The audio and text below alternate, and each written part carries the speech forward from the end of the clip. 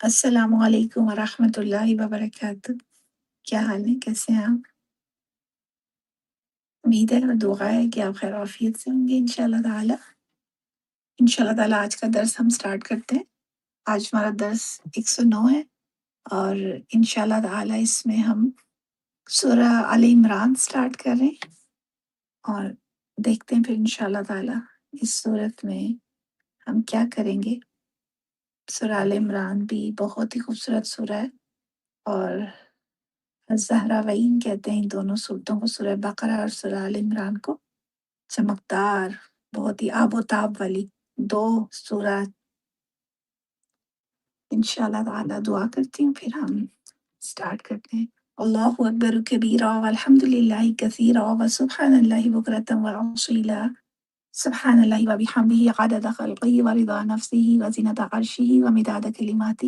یا رب لک الحمد کما ینبغی لجلال وجہک ولعظیم سلطانک۔ نحمده ونصلي ونسلم على رسوله الكريم أما بعد فأعوذ بالله من الشيطان الرجيم بسم الله الرحمن الرحيم رب يسر ولا تعسر وتمم بالخير وبك نستعين يا فتاح رب زدني علما رب اشرح لي صدري ويسر لي أمري واحلل عقدة من لساني يفقهوا قولي اللهم انفعنا بما علمتنا وعلمنا ما ينفعنا وزدنا علما اللهم إنا نسألك علما نافعا وعملا متقبلا ورزقا طيبا اللهم إنا نعوذ بك من علم لا ينفع من قلب لا يخشع من نفس لا تشبع من دعوة لا يستجاب لها اللهم فقهنا في الدين آمين ثم آمين یا رب العالمین۔ انشاءاللہ تعالی ہم اپنے درس کا اسی طرح آغاز کرتے ہیں۔ سب سے پہلے لفظی ترجمہ دیکھتے ہیں، اس کے بعد بامحاورہ ترجمہ دیکھیں گے اور پھر اس کے بعد انشاءاللہ تفصیلی پوائنٹس کریں گے۔ تو بسم اللہ الرحمن الرحیم۔ الف لام میم، حروف مقطعات ہیں، ان کا معنی اللہ تعالیٰ ہی جانتے ہیں۔ اللہ، اللہ، لا نہیں ہے، الہ کوئی معبود، الا مگر، ہوا وہ، الحی زندہ ہے، القیوم سب کا تھامنے والا ہے، نزلہ اس نے اتاری، علیکا اوپر تیرے، الکتابہ کتاب، بالحق حق کے ساتھ، مصدقاً سچا کرنے والی یا تصدیق کرنے والی، لما اس چیز کے لیے جو بینا یدیہی آگے اس کے ہے، وانزلہ اور اس نے اتاری، التورات تورات، والانجیل اور انجیل، من قبل اس سے پہلے، ہدن راہ دکھانے والی، للناسی لوگوں کے لیے، وانزلہ اور اتارے، الفرقان معجزے، حق اور باطل کو الگ کرنے والی چیزیں، تو معجزے آپ یہاں پر کہہ سکتے ہیں۔ انا بے شک، الذین وہ لوگ جو کفروا انہوں نے کفر کیا، بھی آیات اللہ اللہ کی آیات کا یا اللہ کی نشانیوں کا، لہم ان کے لیے، عذاب عذاب ہے، شدید سخت، واللہ اور اللہ، عزیز غالب ہے، ذو انتقام بدلہ لینے والا۔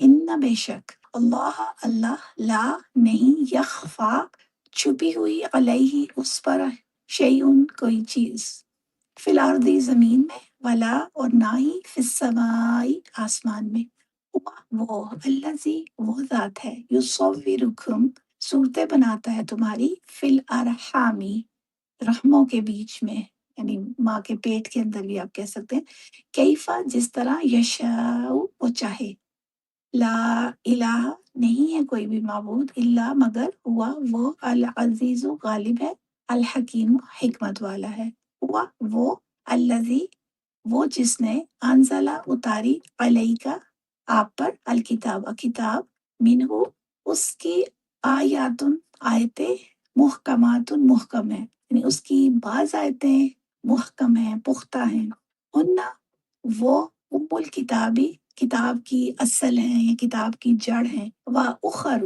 اور ہیں، متشابہات متشابہ، اور بعض متشابہ ہیں، یوں بھی آپ ترجمہ کر سکتے ہیں۔ فَأَمَّا الَّذِينَ پس جہاں تک بات ہے ان لوگوں کی، فی قلوبہم ان کے دلوں میں یا جن کے دلوں میں، زیغن کجی ہے، ٹیڑھا پن ہے، فَيَتَّبِعُونَ پس وہ پیروی کرتے ہیں، ماں اس چیز کی کہ تشابہ شبہ ڈالتی ہے، منہ اس میں سے، ابتغاء واسطے تلاش کرنے کے، یہ واسطے چاہنے کے، الفتنہ تھا فتنہ، یعنی اب یوں بھی اس کا ترجمہ کر سکتے ہیں تاکہ وہ فتنہ برپا کریں، وابتغاء اور واسطے چاہنے تأویلی ہی اس کی حقیقت کے، تو مطلب یہ کہ وہ متشابہات کا اتباع کرتے ہیں تاکہ فتنہ برپا کریں اور جو مراد اصلی ہے اس کا پتہ لگائیں، وما اور نہیں، یعلم جانتا، تأویلہ اس کی حقیقت کو، الا مگر، اللہ اللہ، مطلب یہ کہ اس کی حقیقت کو صرف اللہ ہی جانتے ہیں،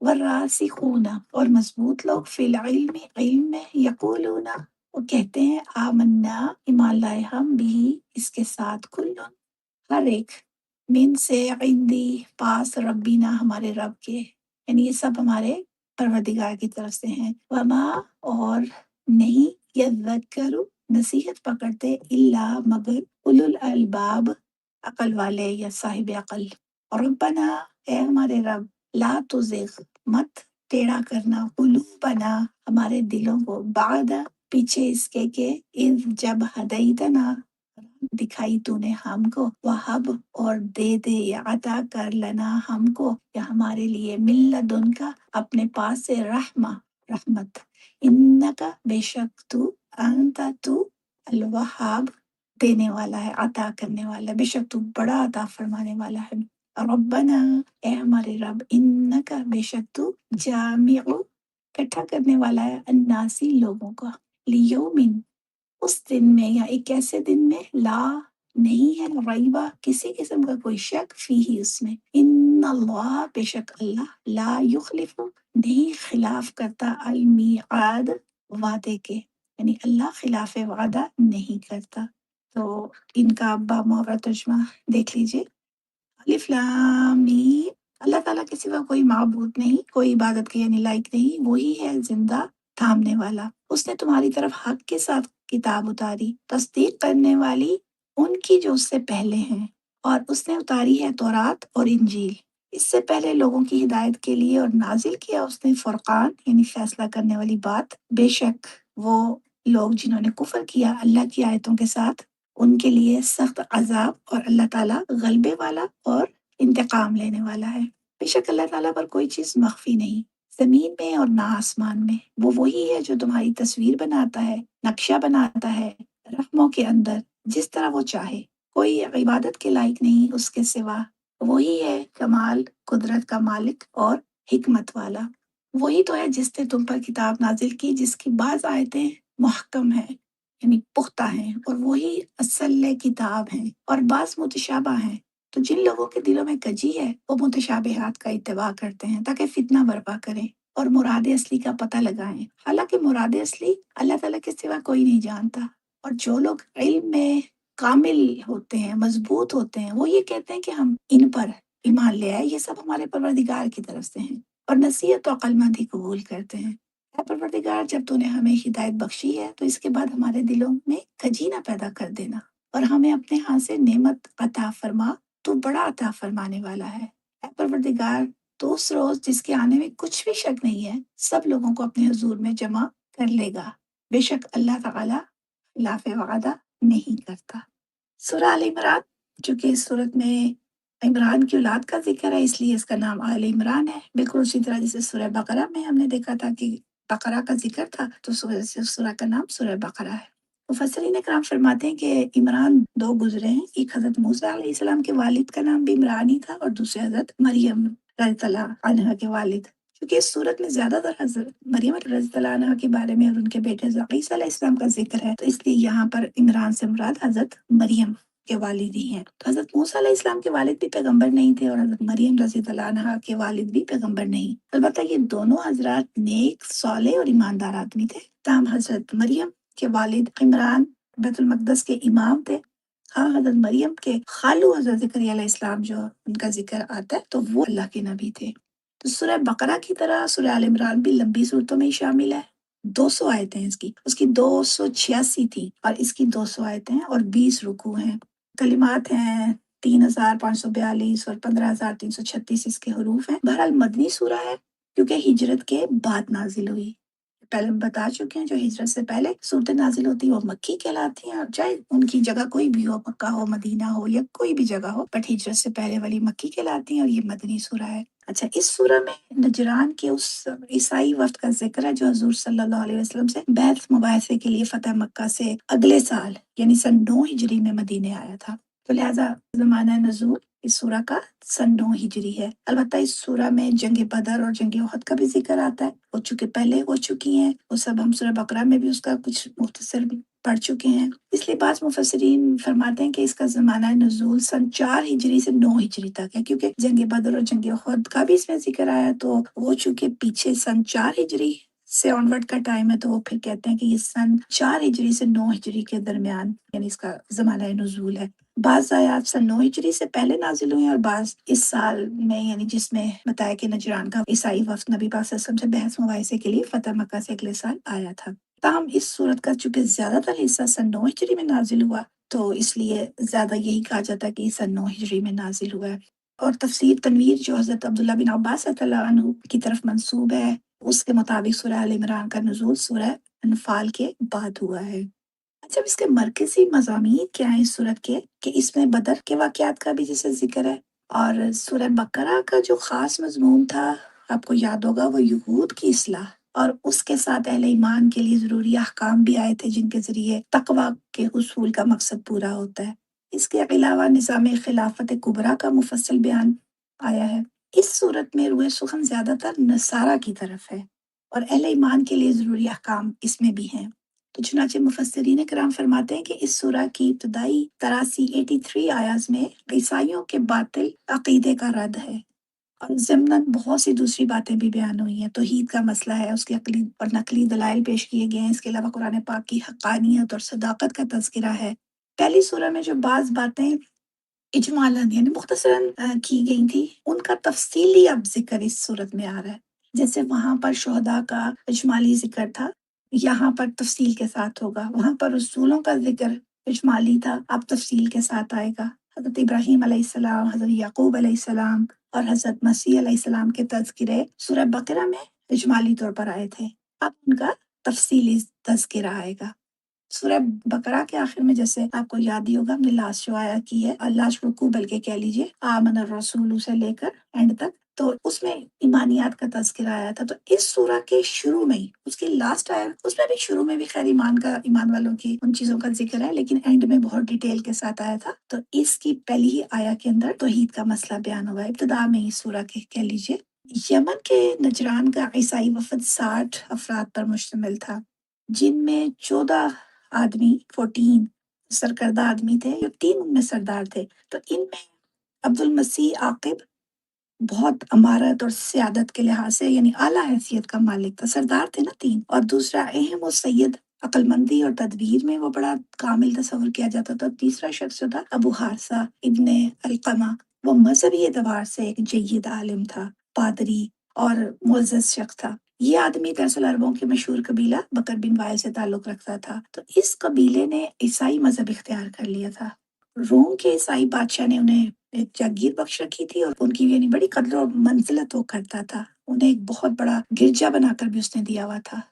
تو مورخین کے اقوال اور سیرت کی کتابوں اور ذخیرہ حدیث سے وفد نجران کی آمد کے 2 مقاصد سمجھ میں آتے ہیں کہ وہ کیوں آیا تھا نجران کا وفد آپ صلی اللہ علیہ وسلم سے بحث مباحثے کے لیے۔ 2 مقاصد سمجھ میں آتے ہیں۔ پہلا مقصد تو سیاسی تھا، یہ وہ زمانہ تھا جب مکہ فتح ہو کر عرب کی پوری سرزمین اور یمن کے کچھ علاقے بھی مسلمانوں کے تسلط میں آ چکے تھے۔ سورہ اس میں آتا نا نصر میں بھی کہ جوک در جوک لوگ داخل ہو رہے تھے اسلام میں، تو اس زمانے میں عرب کی پوری سرزمین اور یمن کے بھی کچھ علاقے مسلمانوں کے تسلط میں آ چکے تھے، اور نجران کے یہ عیسائی بھی مسلمانوں سے خائف تھے۔ ادھر مدینہ طیبہ کے گرد یہودیوں کی اکثریت تھی، وہ آلریڈی ہم پڑھ چکے ہیں، اس میں 3 بڑے خاندان تھے، بنو قریظہ، بنو نذیر اور بنو قینقاع۔ یہ بڑے متعصب یہودی تھے سارے، اور یہاں پر یہ اس کا ذہن میں رکھ لیجئے، عیسائی نجران کے سود خور اور سازشی ذہن کے حامل تھے وہ لوگ جو یہودی تھے۔ ان کے پیچھے ہم کافی ذکر پڑھ کے ہیں، کیونکہ سورہ بقرہ میں یہودیوں کے بارے میں بہت ڈیٹیلز آئی ہیں نا۔ ان کی یہ جو یہودیوں کے قبائل تھے، ان کی خباثت کی وجہ سے پھر 2 قبیلوں بنو نذیر اور بنو قینقاع کو جلا وطن بھی کر دیا گیا تھا۔ البتہ جو تیسرا قبیلہ تھا بنو قریظہ، اس کا فیصلہ جنگ خندق کے بعد کیا گیا تھا۔ इन लोगों ने इस जंग में चूँकि मुसलमानों के साथ गद्दारी की थी ना, क्योंकि मुसलमानों के साथ इनका माइदा हुआ हुआ था। लेकिन इन्होंने मक्का के मुशरिकों के साथ मिलकर तो मुसलमानों के ऊपर एक तरह से यानी हमला जब उनसे करवाया तो खुद उनका साथ दिया, गद्दारी की थी। तो इस वजह से इन लोगों इनके साथ फिर क्या हुआ कि जंग के बाद उनका मसला जब पेश हुआ कि वो अपनी सज़ा फिर उनको कहा गया कि खुद ही तजवीज़ करें। तो 3 यहूदियों के कबीले थे जिसमें से बनु नज़ीर और बनु कैनुका को तो जलावतन कर दिया गया था और बनु कुरैज़ा को कहा गया था कि वो खुद अपनी सज़ा को तजवीज़ करें। तो उन्होंने हज़रत साद बिन मुआज़ रज़ियल्लाहु अन्हु को फिर इस सिलसिले में अपना हकम तस्लीम कर लिया था। तो जिन्होंने ये फैसला किया था कि इनके तमाम मर्दों को जिनकी तादाद कोई 400 या 600 थी कत्ल कर दिया जाए और उनकी औरतों और बच्चों को गुलाम बना लिया जाए और उनके अमवाल मुसलमानों में तकसीम कर दिए जाएँ। चुनांचे इस फैसले पर अमल करके उनका हमेशा के लिए खात्मा कर दिया गया था। तो इस मौका पर हज़ूर सल्लल्लाहु अलैहि वसल्लम ने फरमाया था कि साद रज़ियल्लाहु अन्हु का फैसला अल्लाह ताला के फैसले के मुताबिक है। यानी आप सल्लल्लाहु अलैहि वसल्लम ने भी उस पर मुहर लगाई कि ये बिल्कुल ठीक फैसला उन्होंने किया था। तो इन तारीखी वाक़यात से नजरान के ईसाई सख्त ख़ाइफ़ थे कि कहीं मुसलमान उनके साथ भी यहूदियों जैसा सलूक ना करें। तो लिहाजा उन्होंने इस वफ़्द के ज़रिए मुसलमानों से सुलह करने और उनसे अमान हासिल करने की कोशिश की और जिज़िया अदा करके मुसलमानों के ज़ेर तसल्लुत अपने ही इलाके में आबाद रहने की उन्होंने ख्वाहिश का इज़हार कर दिया कि हम जिज़िया दे देंगे और हमारे इलाके में ही हमें रहने दिया जाए। तो ये उनकी कोशिश थी कि मुसलमानों से सुलह कर ली जाए और अमान हासिल कर ली जाए। और दूसरा मकसद वफ़द नजरान की आमद का ये था कि ईसाइयत की तबलीग की जाए। मसीह अलैहिस्सलाम के मुतालिक उनका अकीदा था कि वो अल्लाह के बेटे हैं या 3 खुदाओं में से तीसरे हैं। ट्रिनिटी का अकीदा था उनका या वो खुद खुदा हैं। तो इस अकीदे पर वो हज़ूर ख़त्मुल मुरसलीन सल्लल्लाहु अलैहि वसल्लम से बहस मुबाहिसा करना चाहते थे। इसका आगे सूरत में ज़िक्र आएगा। तो अल्लाह ताला ने इरशाद फरमाया फ़इन हाजूका, अगर ये आपसे झगड़ा करें तो पहले नरम तरीके से इनको समझाने की कोशिश करें।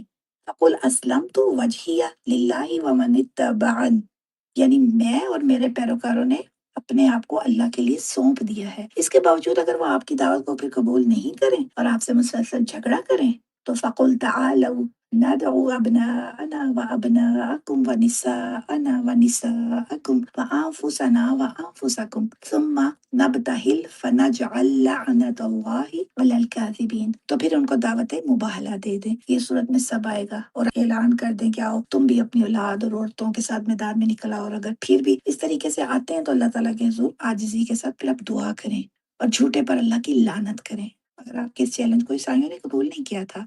तफसीली ज़िक्र आएगा आगे। बहरहाल ईसाइयों का दूसरा मकसद खुद हज़ूर सल्लल्लाहु अलैहि वसल्लम से बहस मुबाहिसा करना था। तो ये 2 उनके मकसद थे। चूँकि ईसाई हज़रत ईसा अलैहिस्सलाम को इलाह मानते थे तो लिहाजा इस बहस मुबाहिसे का मौजू भी मसला उलूहियत करार पाया। ईसाई अल्लाह को तो वो इलाह मानते लेकिन वो साथ अल्लाह के साथ 3 खुदाओं में से एक खुदा हज़रत ईसा अलैहिस्सलाम को कहते थे। क्योंकि ईसाई हज़रत ईसा अलैहिस्सलाम को इलाह मानते थे तो लिहाजा मसला जो उलूहियत करार पाया क्योंकि उलूहियत अल्लाह की है सिर्फ या कि ईसा अलैहिस्सलाम की भी है, इसको डिस्कशन का मौजू बनाया गया। चुनांचे हज़ूर सल्लल्लाहु अलैहि वसल्लम ने उनके सामने उलूहियत की 4 सिफात बयान की और फिर दरियाफ्त किया उनसे कि क्या ये सिफात ईसा अलैहिस्सलाम में भी पाई जाती हैं? तो फरमाया कि ईसा अलैहिस्सलाम अज़ली और अबदी हैं, जिनको कभी फना नहीं, क्योंकि अल्लाह सुब्हानहू व तआला तो अज़ली हैं, अबदी हैं। तो फिर कहा कि क्या ईसा अलैहिस्सलाम के अंदर ये सिफ़त पाई जाती है? तो ईसाइयों ने इकरार किया कि हज़रत मसीह अलैहिस्सलाम को हयात सरमदी हासिल नहीं है, यानी वो हमेशा से नहीं है और हमेशा नहीं रहेंगे। हज़ूर अलैहिस्सलाम ने फिर दरियाफ्त किया कि क्या ईसा अलैहिस्सलाम का इल्म हर चीज़ पर मुहीत है? क्योंकि अल्लाह सुब्हानहू व तआला का इल्म तो हर चीज़ पर मुहीत है और क्या उनसे कोई चीज़ मख्फ़ी नहीं है? क्या हज़रत ईसा अलैहिस्सलाम के लिए ऐसा है कि उनसे कोई चीज़ छुपी भी ना हो? तो ईसाइयों ने इसका भी जवाब नफ़ी में दिया। फिर आप सल्लल्लाहु अलैहि वसल्लम ने तीसरा सवाल किया कि क्या ईसा अलैहिस्सलाम माँ के पेट से पैदा नहीं हुए? उन्होंने कहा कि बेशक आप हज़रत मरियम रज़ियल्लाहु अन्हा के पेट से पैदा हुए हैं। फिर आपने सवाल किया कि क्या ईसा अलैहिस्सलाम क़ादिर मुतलक हैं? उन्होंने हर चीज़ पर क्या तसर्रुफ़ उन्हें हासिल है? हर चीज़ पर उनका इख्तियार है? तो ईसाई ये भी चीज़ साबित ना कर सके, बल्कि इसका इनकार कर दिया कि नहीं ऐसा नहीं है। तो फिर हज़ूर नबी अकरम सल्लल्लाहु अलैहि वसल्लम ने फरमाया कि ये चारों सिफ़ात अलूहियत की सिफ़ात हैं। अगर बकौल तुम्हारे इनमें से एक भी हज़रत मसीह अलैहिस्सलाम में नहीं पाई जाती, खुद उनसे इकरार करवा लिया ना। तो कहा कि अगर इनमें से कोई एक भी नहीं पाई जाती तो फिर तुम उन्हें इलाह कैसे तस्लीम करते हो? تو آپ صلی اللہ علیہ وسلم نے فرمایا کہ تمہیں شرم آنی چاہیے اور اس باطل عقیدے سے توبہ کرنی چاہیے۔ عیسیٰ علیہ السلام ماں کے پیٹ سے پیدا ہوئے، کھانا کھاتے رہے، پانی پیتے رہے، بولو براز کی ضرورت رہی، تو ایسی شخصیت الہ کیوں کر ہو سکتی ہے؟ الہ تو وہ پاک ذات ہے جو اصلی اور ابدی ہے، جس کو فنا نہیں، جس کا علم ہر چیز پر محیط ہے اور کوئی چیز مخفی نہیں، جو قادر مطلق ہے اور نہ کسی کا بیٹا ہے نہ کسی کا باپ ہے۔ مسیح علیہ السلام ان میں سے کسی بھی صف سے متصف نہیں ہے، تو لہٰذا ان کو الہ تسلیم کرنا کس قدر جہالت کی بات ہے۔ تو بہرحال عیسائی بحث و مباحثہ کرتے رہے اور اپنی ضد پر اڑے رہے، تو آخر میں حضور صلی اللہ علیہ وسلم نے پھر انہیں دعوت مباہلہ دی، مگر عیسائی اس سے بھی بھاگ گئے۔ اب جیسے کہ پہلے بھی بتایا کہ سورہ بقرہ کے آخر میں ایمانیات کا ذکر ہے، اس سورت کے ابتدا میں ایمانیات کا ذکر آ رہا ہے، تو سٹارٹ یہاں سے ہوا ہے، حروف مقطعات ہیں سب سے پہلے، اور اس کے بعد اللہ لا الہ الا هو الحی القیوم، اللہ کے سوا کوئی معبود نہیں ہے، یعنی وہی الہ ہے کیونکہ وہ حی اور قیوم ہے، اس کے ذات ازلی اور ابدی ہے۔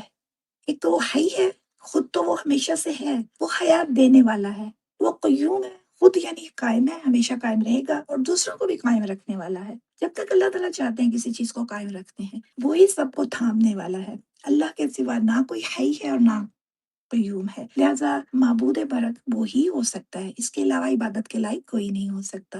یہ تو عقلی دلیل ہے کہ مسجود خلائق صرف وہی ذات ہے۔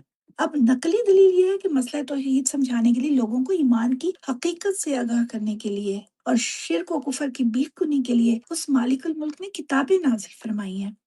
نزل علیک الکتاب بالحق، اس اللہ تعالیٰ نے آپ پر کتاب یعنی قرآن پاک حق کے ساتھ نازل فرمایا، اور اس کی خوبی یہ ہے کہ یہ مصدق لما بین یدیہ، اپنے سے پہلی کتابوں کی تصدیق کرنے والا ہے۔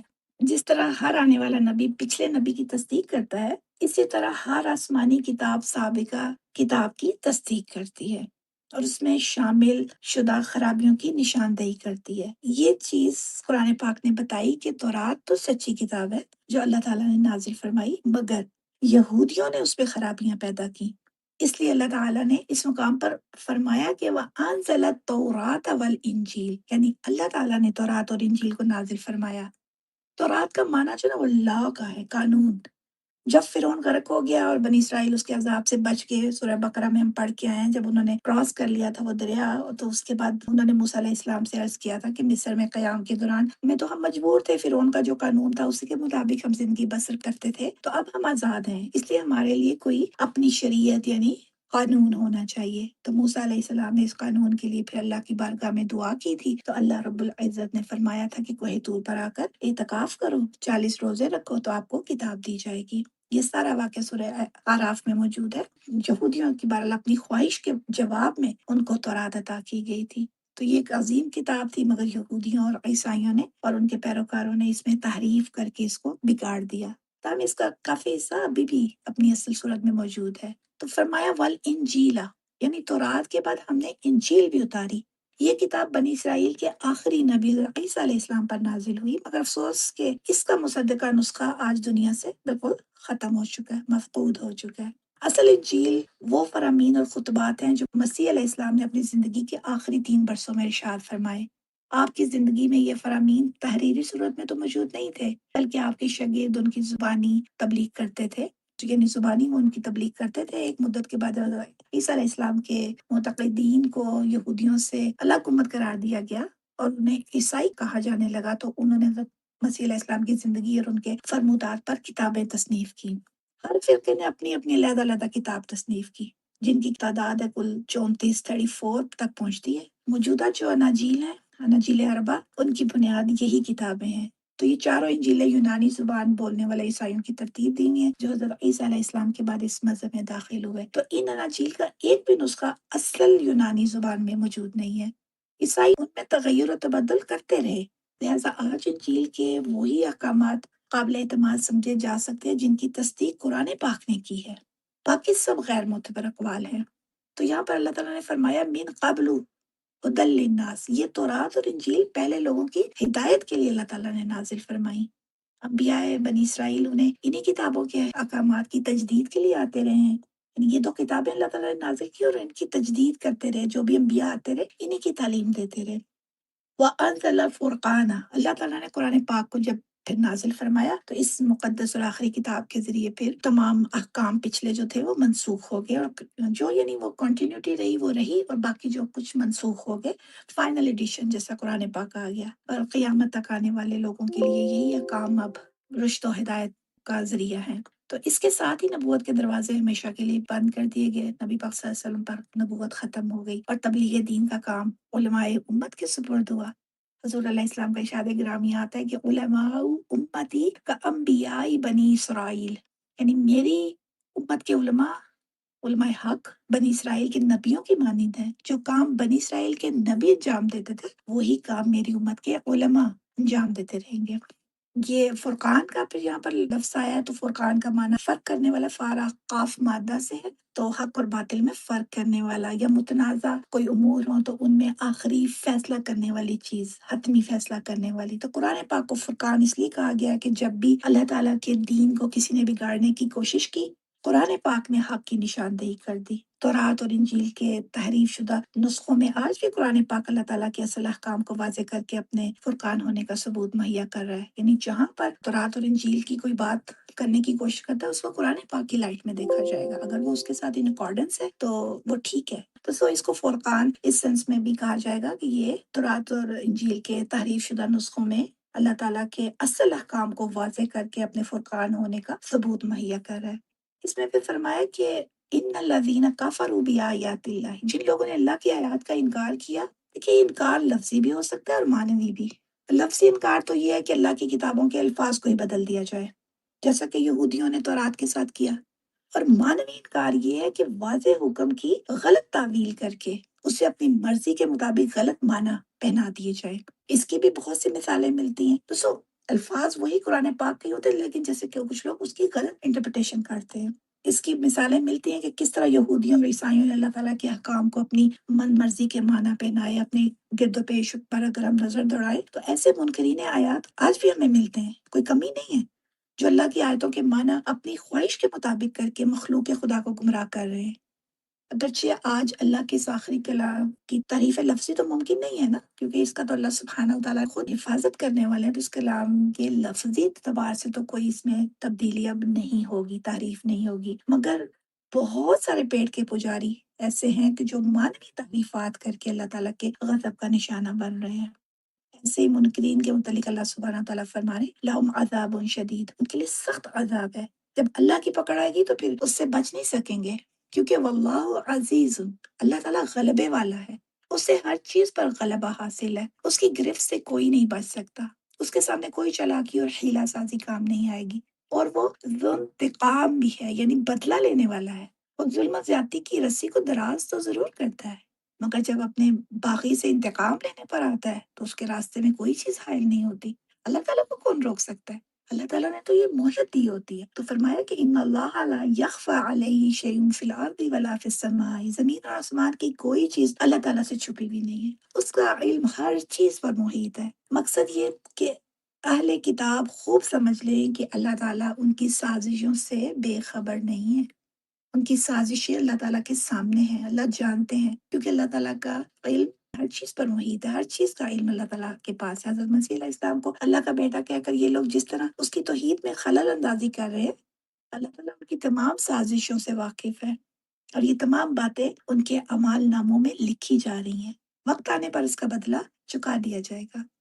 تو پھر فرمایا کہ هو الذی یصورکم فی الارحام کیف یشاء، وہی ذات پاک ہے جو ماؤں کے رحموں میں تمہاری تصویریں بناتا ہے، جس طرح چاہے بچے کی ظاہری شکل و صورت، یعنی گورا، کالا، گندمی، سرخ وغیرہ، اس کی قدرت تامہ کا شاہکار ہے، اور اس کا نیک اور بد ہونا، عقل مند ہونا یا بے عقل ہونا، سعید ہونا یا شقی ہونا، سب اللہ تعالیٰ کے علم اور قدرت میں ہے۔ سبحان اللہ۔ تو یہاں پر بنی اسرائیل یعنی یہودیوں اور عیسائیوں کو یہ سمجھانا بھی مقصود ہے کہ مسیح علیہ السلام دیگر مخلوق کی طرح ماں کے پیٹ سے پیدا ہوئے، اور ابتدائی حالت سے لے کر پیدائش تک ان پر جو تغیرات گزرے وہ سب ان کی کتابوں میں لکھے ہوئے ہیں۔ اس کے باوجود یہ لوگ حضرت مسیح علیہ السلام کو اللہ کا بیٹا کس مشابہت کی بنا پر کہتے ہیں؟ یہ تو بڑی زیادتی کی بات ہے، یعنی ایسی تو کوئی چیز اللہ کے ساتھ ہے ہی نہیں، تو کیسے مشابہت دے سکتے ہیں؟ باقی رہی یہ بات کہ اللہ تعالیٰ نے عیسیٰ علیہ السلام کو باپ کے بغیر پیدا کیا، تو اس مالک الملک کے لیے کون سی ایسی بڑی بات ہے؟ تو उसने तो हज़रत आदम अलैहिस्सलाम और हव्वा अलैहिस्सलाम को बगैर माँ बाप के पैदा फरमा दिया था। तो ला इलाहा इल्ला हुवल अज़ीज़ुल हकीम, माबूद हकीकी वही है, उसके अलावा कोई इबादत के लायक नहीं, क्योंकि इबादत के लायक वो ही हो सकता है जो कुदरत कामिला का मालिक हो और जिसका इल्म हर चीज़ पर मुहीत हो। ये सिफ़ात सिर्फ़ अल्लाह ताला की ज़ात में पाई जाती है। अल्लाह सुब्हानहू व तआला के अलावा किसी के अंदर ये सिफ़ात नहीं है।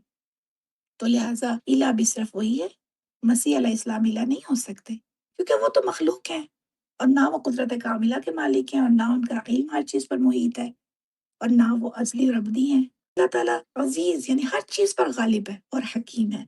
उसका कोई काम हिकमत से खाली नहीं है। पूरा जो कायनात का निज़ाम है, अल्लाह ताला के ही मुकर्ररा उसूलों और हिकमत के मुताबिक अंजाम पा रहा है।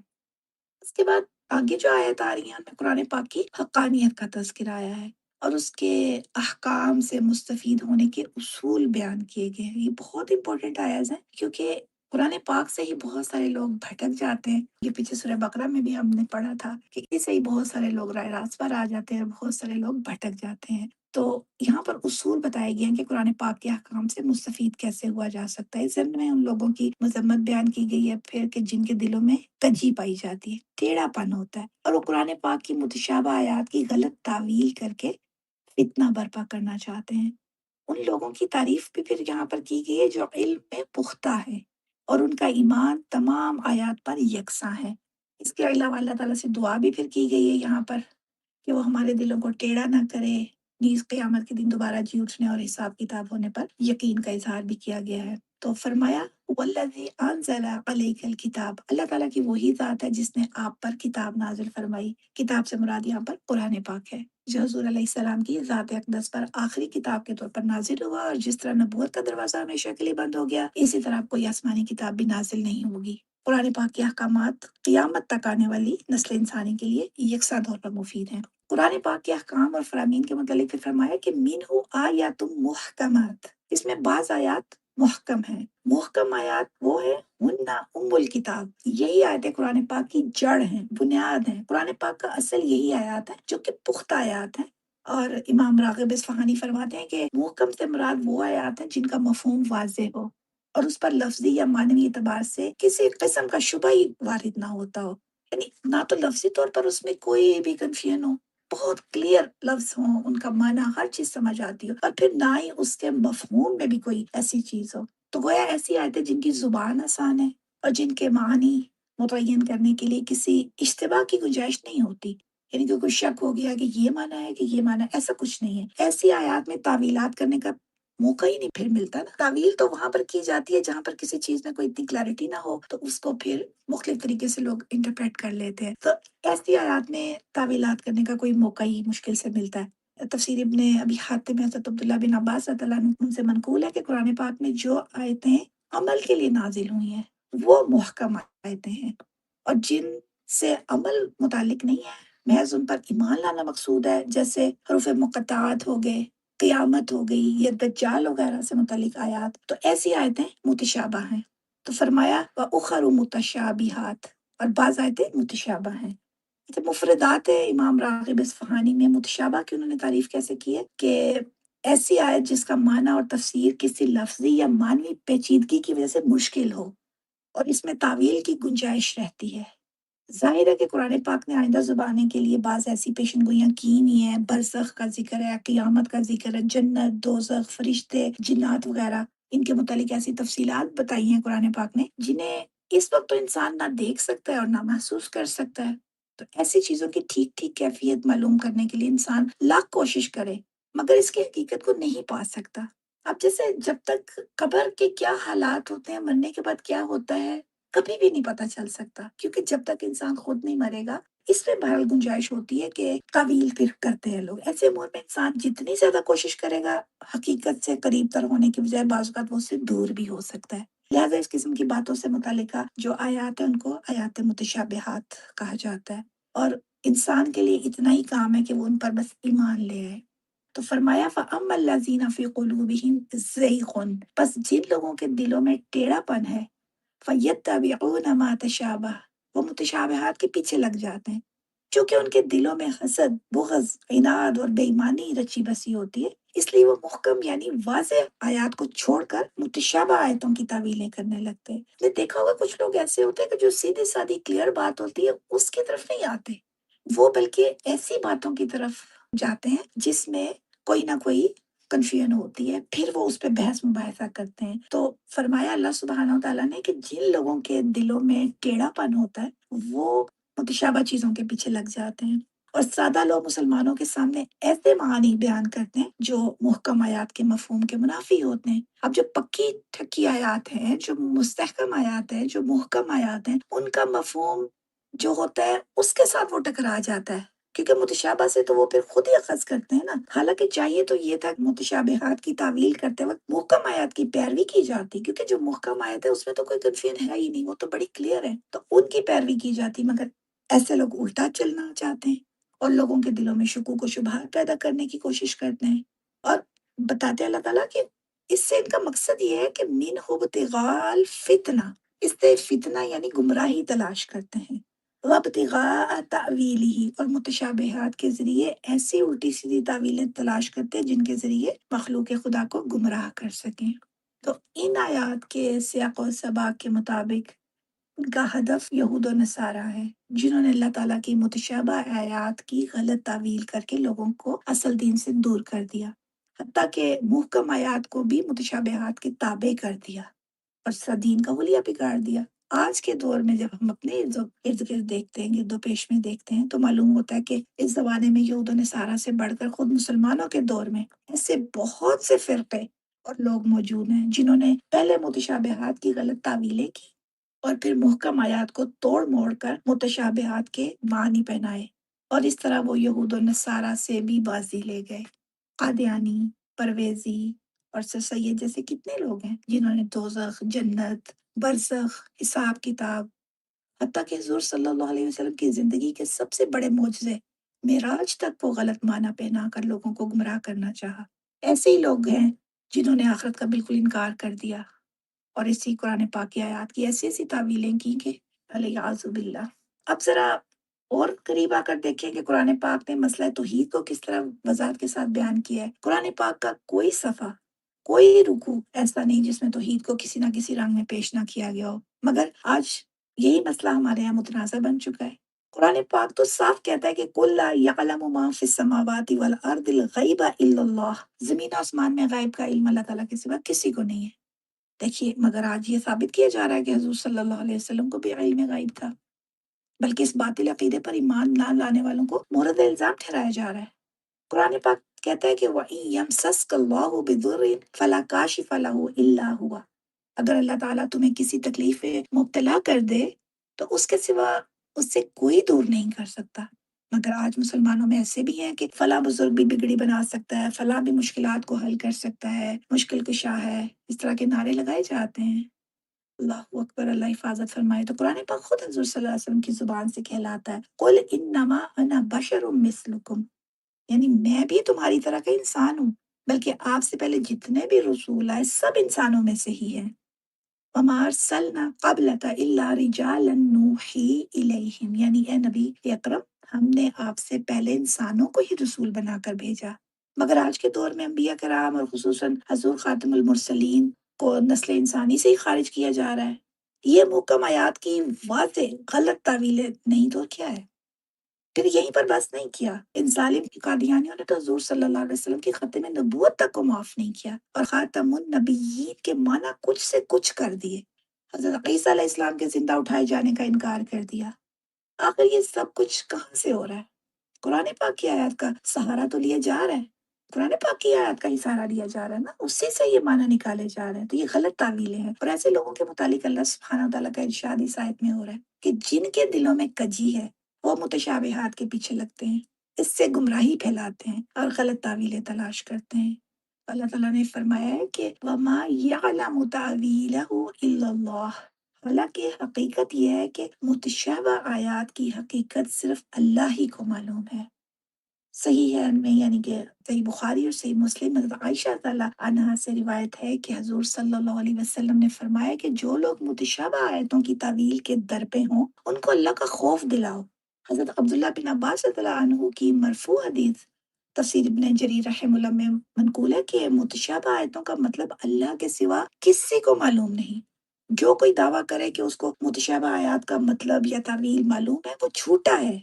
مستدرک حاکم میں حضرت عبداللہ بن مسعود رضی اللہ عنہ سے روایت ہے کہ حضور صلی اللہ علیہ وسلم نے فرمایا کہ محکم آیتوں پر عمل کرو، یعنی جو پکی ہیں، جو اصل ہیں، جن میں بالکل کلیئرٹی ہے، کچھ کنفیوژن نہیں ہے، ان آیتوں پر عمل کرو، اور متشابہ پر فقط ایمان لاؤ، مطلب ان پر ایمان لاؤ کہ یہ قرآن کا حصہ ہے، یہ اللہ تعالیٰ نہیں نازل کی ہیں، ان کی حقیقت کیا ہے وہ اللہ تعالیٰ جانتے ہیں۔ جیسے ہم حروف مقطعات سورہ بقرہ میں بھی پڑھے ہیں، ابھی یہاں پر بھی آئے تو یہ کہتے ہیں نا کہ ان کا اصل معنی اللہ تعالیٰ ہی جانتے ہیں۔ اور متشابہ پر صرف ایمان لانا ہے، مطلب یہ کہ مفہوم سمجھ میں نہیں آتا تو اس کو اللہ کی طرف سونپ دو، جھگڑا مت کرو، غلط معنی مت بیان کرو۔ اس لیے وہ مولانا عبید اللہ سندھی رحمہ اللہ فرماتے ہیں کہ غلط تفسیروں کی وجہ سے دنیا میں بڑی تباہی آتی ہے، گمراہی پھیلتی ہے۔ وہ فرماتے ہیں کہ قرآن پاک کی محکم آیتیں ہر سلیم الفطرت آدمی آسانی سے سمجھ سکتا ہے، مگر بہت سی باتیں ایسی بھی ہیں جو استاد کے بغیر سمجھ میں نہیں آتی۔ آج دیکھیے یہ بھی بہت بڑا فتنہ ہے کہ ہر شخص کہتا ہے کہ قرآن پاک تو آسان ہے، اس کو خود ہی پڑھ لو، خود ہی سمجھ لو۔ قرآن پاک کو اللہ تعالیٰ نے نصیحت کے لیے آسان کیا ہے، لیکن قرآن پاک اب جیسے یہاں پر ہم دیکھ رہے ہیں، خود اللہ تعالیٰ نے فرمایا کہ جو اس کی محکم آیات ہے وہ تو آسانی سے سمجھ آ جاتی ہیں سب کو، اس میں اور تعویلیں ہوتی نہیں ہیں، اس کا کلیئر ایک میسج ہوتا ہے۔ لیکن جو متشابہ آیات ہوتے ہیں وہ تو کبھی نہیں سمجھ آتی، ایک تو ان کو اللہ کے حوالے کر دینا چاہیے، پھر دوسرا بہت ساری ایسی آیات ہوتی ہیں کہ جس کے اندر جو علم ہوتا ہے وہ ایک استاد آپ کو سمجھا سکتا ہے، خود سے نہیں سمجھ آتے، اس کے جو لفظ ہوتے ہیں اس سے نہیں معنی سمجھ آتا، لہٰذا ایسی باتیں استاد سے سیکھنی چاہیے۔ جو ایسا نہیں کرتا وہ کسی نہ کسی گمراہی میں مبتلا ہو جاتا ہے۔ مولانا سندھی رحمہ اللہ خود اپنی مثال بیان کرتے ہیں کہ مجھے تو بڑے راسخین سے، یعنی پختہ لوگ جو تھے علم میں، ان سے واسطہ پڑا ہے۔ یہ بھی ایک بہت بڑی خوش نصیبی ہوتی ہے کسی شخص کو ایسے استاد مل جائیں جو کہ بالکل علم میں پکے ہوں۔ تو وہ کہتے ہیں کہ میرے استاذوں نے میری رہنمائی فرمائی اور اللہ نے مجھے قرآن پاک میں جو کمال درجے کا ملکہ عطا فرمایا، میں اپنی مشکلات اپنے استاذوں کے سامنے پیش کرتا تھا، وہ مجھے مشورہ دیتے تھے اور میرے اشکال کو حل کرتے تھے، اس لیے مجھے کسی قسم کی پریشانی لاحق نہیں ہوئی۔ وہ فرماتے ہیں کہ میری طرح اور بھی کئی لوگ اسلام میں داخل ہوئے، کہا تھا نا کہ وہ سکھ سے مسلمان ہوئے تھے، تو کہتے ہیں کہ میری طرح اور بھی کئی لوگ اسلام میں داخل ہوئے مگر انہیں اچھے استاذ نہیں مل سکے، اس لیے وہ مشکلات میں پھنسے رہے، تو اب بڑے بڑے ان کے استاذ رہے ہیں۔ تو بہرحال خاموشی سے وہ کہتے ہیں کہ میرے جو استاد تھے تعلیم دیتے رہتے تھے، اچھا جو استاد ہوتا ہے نا اس کو شاگردوں کو دیکھ کر اندازہ ہوتا ہے کہ اللہ تعالیٰ نے انہیں کیا ان کے اندر چیز ہے، اور استاد کیسے اس کو کہتے ہیں نا گروم کرتا ہے اپنے اسٹوڈنٹ کو۔ تو مولانا سندھی فرماتے ہیں کہ میں نے 18 سال تک اپنے استاد حضرت شیخ الہند کی خدمت میں رہ کر بھی دین سیکھا ہے اور سیاست بھی سیکھی ہے، سیاست کے بھی آپ امام تھے۔ آخر زمانے میں جب ہندوستان آئے تو کلکتہ میں تقریر کرتے ہوئے آپ نے فرمایا کہ میں نے انگریز کے قدم اکھاڑ دیے ہیں، اب اگر انگریز ہندوستان میں رہ گیا تو میری قبر پر تھوک دینا۔ اور اب 12 سال تک مکہ معظمہ میں بھی رہے، تعلیم دیتے تھے، انگریز کی تباہی کا سامان بھی کرتے تھے، اور پھر فرماتے تھے کہ انگریز قوم نے دنیا بھر میں مسلمانوں کو تباہ کیا ہے، اللہ تعالیٰ ان کو بھی تباہ کرے گا۔ اب گزشتہ 200 سال میں مسلمانوں کو سب سے زیادہ نقصان انگریز نہیں پہنچایا ہے، اس نے مسلمانوں کی سلطنتیں تباہ کر دی، مقامات مقدسہ کی بے حرمتی کی، قرآن پاک کے خلاف بڑی سازشیں کی۔ مولانا شیخ الہند رحیم اللہ کو تو انگریزوں سے اس قدر نفرت تھی کہ اگر کوئی ان کے بارے میں کوئی مسئلہ دریافت کرتا تھا تو وہ فرماتے تھے کہ کسی اور عالم سے پوچھ لو، مجھے ان سے سخت نفرت ہے تو شاید میں غلطی نہ کر جاؤں۔ دیکھیے آج مگر لوگ ان کی تہذیب کو کتنے فخر سے اپناتے ہیں، انگریزوں کی تہذیب کو، حالانکہ وہ مسلمانوں کے اصلی دشمن ہے۔ علامہ اقبال بھی انگریزوں کو خوب اچھی طرح سمجھتے تھے اور انہوں نے کافی انگریزوں کی خبر لی تھی۔ امام بخاری نے بخاری شریف میں لکھا ہے کہ العلم بالتعلم، یعنی علم سیکھنے سے آتا ہے، خود بخود نہیں آ جاتا، اس کے لیے بہرحال استاذ کی ضرورت ہوتی ہے۔ جو لوگ استاذ کے بغیر خود بخود عالم بن کر بیٹھتے ہیں وہ گمراہی میں مبتلا ہو جاتے ہیں۔ مرزا قادیانی اور پرویز جیسے لوگوں کا یہی حال ہوتا ہے، اسلام کو کفر اور کفر کو اسلام بنا دیتے ہیں، جبکہ انسان کسی راسخ فی العلم کے پاس نہ بیٹھے اس کے اشکال کبھی دور نہیں ہوتے۔ تو یہاں پر اللہ تعالیٰ فرما رہے ہیں وَالرَّاسِخُونَ فِی الْعِلْمِ، اور جو کتاب میں پختہ ہیں، یقولون آمنا بہ، وہ کہتے ہیں کہ ہم ایمان لائے اس پر، کل من عند ربنا، یہ سب ہمارے رب کی طرف سے ہے، یعنی جن باتوں کی تعویل صرف اللہ کے علم میں ہے ان میں محض اپنی عقل کے گھوڑے نہیں دوڑاتے، بلکہ ان کا ایمان یہ ہوتا ہے کہ سب کچھ ان کی اللہ کی طرف سے برحق ہے۔ تو فرمایا کہ اس سیدھی سادی بات کو بھی عام لوگ نہیں سمجھتے۔ कोई नहीं समझ सकता इस बात को। अल्लाह ताला खुद फरमा रहे हैं कुरान पाक में, और वो कह रहे हैं वमा यज़्ज़करू इल्ला उलुल अलबाब, नहीं नसीहत पकड़ते मगर अक्लमंद लोग। यानी अल्लाह ने उनको अक्लमंद कहा है जो समझते हैं इन बातों को, मगर कम इल्म और बेअक्ल लोग उस बातों को नहीं समझते और खामखा गुमराही के गड़े में गिर पड़ते हैं। जो होते हैं ना कम इल्म और बेअक्ल लोग, वो नहीं समझते इन बातों को। अल्लाह ने कहा कि वो नहीं समझते और वो गुमराही के गड़े में गिर पड़ते हैं। तिबरानी में अभी मालिक अशरी रज़ियल्लाहु अन्हु से रिवायत है कि हज़ूर सल्लल्लाहु अलैहि वसल्लम ने फरमाया कि मुझे अपनी उम्मत से ये खौफ है कि वो मुतशाबह आयतों की तावील के दर पे होंगे, हालांकि उनकी तावील सिवाय अल्लाह के किसी को मालूम नहीं। फरमाया रासिखून फिल इल्म, एक तो रासिख है इल्म में, फिर वो दुआएं भी करते हैं। दुआ क्या करते हैं? रब्बना ला तुज़िग़ क़ुलूबना, बहुत ही खूबसूरत ये दुआ है कि ए रब हमारे दिलों को टेढ़ा ना करना, बादा इज़ हदैतना, बाद इसके कि तूने हमें हिदायत से नवाजा है, हमें इसी राह हिदायत पर कायम रख। क्योंकि हिदायत पर किसी का आ जाना भी बड़ा उसके ऊपर अल्लाह ताला का करम है, लेकिन फिर उसके ऊपर कायम रहना भी बहुत बड़ी बात है। तो ये दुआ भी वो करते रहते हैं कि या अल्लाह हमारे दिलों को टेढ़ा ना करना, उसके बाद के जब तूने हमें सीधे रास्ते पर रख लगा दिया है। तो इसीलिए नबी पाक सल्लल्लाहु अलैहि वसल्लम की मसनून दुआ है कि अल्लाहुम्मा मुस्सरिफ़ल क़ुलूबि सर्रिफ़ क़ुलूबना अला ताअतिक, यानी है दिलों के फेरने वाले हमारे दिलों को अपनी इताअत पर कायम रख। वहब लना मिन लदुनका रहमा, यहाँ अल्लाह ताला कह रहे हैं कि वो ये दुआ करते हैं। वहब लना, हब फ़ेल अमर है, तो अता कर, लना हमारे लिए, मिन लदुनका अपने पास से, रहमा रहमत, यानी अपनी तरफ से हमें रहमत बख्श, क्योंकि इन्नका अंतल वहाब, तू ही सब कुछ देने वाला है। सारी की सारी मखलूक तेरी ही मोहताज है, तेरे बगैर कोई किसी की हाजत रवाई नहीं कर सकता। इसलिए अपनी रहमत से तू ही हमारी हाजात पूरी फरमा दे। आमीन या रब्बल आलमीन। रब्बना ला तुज़िग़ क़ुलूबना बअद इज़ हदैतना व हब लना मिन लदुनका रहमा व इन्नका अंतल वहाब। तो फरमाया कि पुख्ता इल्म वाले फिर ये भी दुआ करते हैं साथ, रब्बना इन्नका जामिउन नासि लियौमिन ला रैब फीह, ए हमारे परवरदिगार तू ही लोगों को उस दिन में जमा करने वाला है जिसमें कोई शक नहीं। यानी हर वक्त उन्हें अल्लाह के सामने हाजिरी का भी डर होता है, उनको ध्यान रहता है हर वक्त कि हमने अल्लाह के सामने हाजिर होना है। यानी वो दिन यकीनन आने वाला है जिस दिन तमाम मखलूक अपने रब के यहाँ पेश होगी। जिस तरह इंसान को अपने वजूद पर शक नहीं, इसी तरह क़ियामत के बर्पा होने और फिर मुहासबे का अमल वाक़ई होने में भी कोई शक व शुबा नहीं। वादन अलैना, अल्लाह ताला का वादा है कि हम इंसानों को दोबारा उठाएंगे और उनका हिसाब लेंगे। इन्ना कुन्ना फाइलीन, हम जरूर ऐसा करने वाले हैं, लिहाजा इसमें शुबा नहीं होना चाहिए। आखिर में फरमाया इन्नल्लाह ला युखलिफुल मिआद, अल्लाह ताला जो वादा करता है उसकी कभी खिलाफ वर्जी नहीं करता, वो अपना वादा पूरा करता है। इसीलिए उसके बंदे उसके आगे दुआ करते हैं। अल्लाह ताला के ऊपर यही तो हमें यकीन होता है ना कि अल्लाह ताला से जब हम दुआ करते हैं तो अल्लाह ताला हमारी दुआ सुनते हैं। अल्लाह ताला कभी अपने वादे के खिलाफ नहीं करते। अल्लाह ताला कहते हैं ना मैं दुआ सुनता हूँ, तो अल्लाह ताला से इसी तरह दुआ करनी चाहिए। तो यहाँ पर रासिखीन फिल इल्म की दूसरी दुआ ये नकल फरमाई कि "ऐ हमारे रब, आप सब लोगों को ऐसे दिन में जमा फरमाएंगे जिसमें कोई शक नहीं है। आपने इसका वादा फरमाया है जो सच्चा वादा है। क़यामत का दिन ज़रूर आएगा और तमाम लोग उसमें जमा ज़रूर होंगे।" इस दुआ में अपनी हाजत असलिया का इज़हार कर दिया। जो दिन वाक़ई हाजतमंदी का है, उस दिन की खैर तलब की। और ये कि अल्लाह ताला की रहमत ही ऐसे लोगों का मकसद आज़म है ना, क्योंकि उस दिन की कामयाबी ही तो अल्लाह ताला की असल रहमत का हुसूल है ना।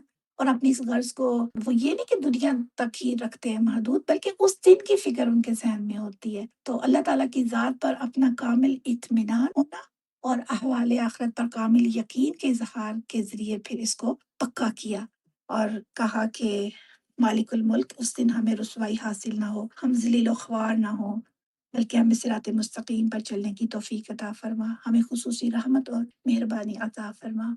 आमीन सुम्मा आमीन। अल्हम्दुलिल्लाह, आज हमने ये आयत 9 तक किया है, पहला रुकू। अल्लाह ताला हमें भी उन लोगों में शामिल करें कि जो कुरान पाक को पढ़ते वक़्त उसकी जो असल हैं आयात, उनको माना में कोई भी किसी तरह का बहस-मुबाहिसे में ना पड़े, और जो इल्म कुरान पाक का है उसको उलमा से जो रासिखीन फिल इल्म है, क्योंकि अल्लाह ताला ने कुरान पाक में कहा है ना कि कुरान पाक का असल इल्म उन्हीं के पास है, रासिखीन फिल इल्म। और फिर आप सल्लल्लाहु अलैहि वसल्लम की हदीस से ये पता चलता है कि उलमा जो है वो वरसा हैं और उनसे इल्म की बात देखिए, अब दुनिया की कोई भी फ़ील्ड होती है, उसमें ये नहीं कि कोई बीमार हो तो वो खुद ही अपना इलाज करने लग जाए। नहीं, नहीं, डॉक्टर के पास जाते हैं, स्पेशलिस्ट के पास जाते हैं। लेकिन दीन की बात में हम सारे ही कहते हैं कि हम खुद ही मुफ्ती हैं, हम खुद ही कर लेते हैं। अल्लाह ताला हम सबको अमल नसीब फरमाए। इन आयत के एक-एक लफ्ज़ के लिए बहुत कीमती आयत, कुरान पाक की हर आयत ही अपनी जगह पर बहुत ही कीमती होती है, लेकिन ये इसका स्टार्ट ही सूरह आल इमरान का बहुत ही खूबसूरत आयत के साथ हुआ है। मेरी अल्लाह ताला से दुआ है कि अल्लाह ताला कुरान पाक को बेहतरीन तरीके से समझने वाला, इससे हमें मोहब्बत करने वाला, इस पर अमल करने वाला बना दे और इसको आगे फैलाने वाला बना दे। हमारी नस्लों में भी अल्लाह ताला कुरान पाक के इल्म को जारी और सारी फरमा दे। हम सब से अल्लाह ताला दीन की बहुत खिदमत लें, हम सबको कुरान पाक से मोहब्बत करने वाला बनाए। कुरान को हमारी आंखों का नूर, हमारे दिलों का सुरूर, हमारी आंखों की ठंडक बनाए और हमें इसके ऊपर बेहतरीन अमल करके अपने वालिदैन और अपने साथी किराम के लिए सदका जारिया बनाए और हमारी औलादों को भी हमारे लिए सदका जारिया बनाए, हमसे सीखने वालों को हमारे लिए सदका जारिया बनाए। कोई कमी कोताही जो रही होगी वो मेरी तरफ से होगी, अल्लाह ताला माफ़ फरमा दें और जो भी कहा अल्लाह ताला उसको कबूल और मंज़ूर फरमाए अपनी बारगाह में।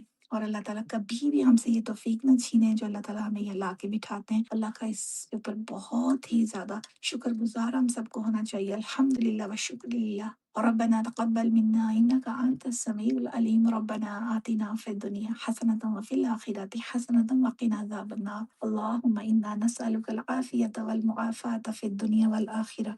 अल्लाहुम्मा इन्ना नस्अलुका हुब्बका व हुब्ब मन युहिब्बुक वल अमल अल्लज़ी युबल्लिगुना हुब्बक। अल्लाहुम्मा आनिस वहशती फ़ी क़ब्री। अल्लाहुम्मा अरहमनी बिल क़ुरानिल अज़ीम वजअलहु ली इमामन व नूरन व हुदन व रहमा। अल्लाहुम्मा ज़क्किरनी मिन्हु मा नसीत व अल्लिमनी मिन्हु मा जहिलतु वर्ज़ुक़नी तिलावतहु आना अल-लैलि व आना अन-नहार वजअलहु ली हुज्जतन या रब्बल आलमीन। सुब्हान रब्बिका रब्बिल इज़्ज़ति अम्मा यसिफून व सलामुन अलल मुरसलीन वल्हम्दुलिल्लाहि रब्बिल आलमीन। सुब्हानकल्लाहुम्मा व बिहम्दिका नशहदु अल्ला इलाहा इल्ला अंता नस्तगफिरुका व नतूबु इलैक। अल्लाहुम्मा सल्लि अला मुहम्मद व अला आलि मुहम्मद कमा सल्लैता अला इब्राहीम व अला आलि इब्राहीम इन्नका हमीदुम मजीद। रब्बना ला तुज़िग़ क़ुलूबना बअद इज़ हदैतना व हब लना मिन लदुनका रहमा व इन्नका अंतल वह्हाब। अल्लाहुम्मा वफ़्फ़िक़ना लिमा तुहिब्बु व तर्ज़ा। जज़ाकल्लाहु खैरन कसीरन कसीरा। इंशाअल्लाह बशर्ते ज़िंदगी कल मुलाकात होती है। अल्लाह सुब्हानहू व तआला हम सबका यहाँ पर बैठना कबूल व मंज़ूर फरमाए। आमीन। अस्सलामु अलैकुम व रहमतुल्लाहि व बरकातहू।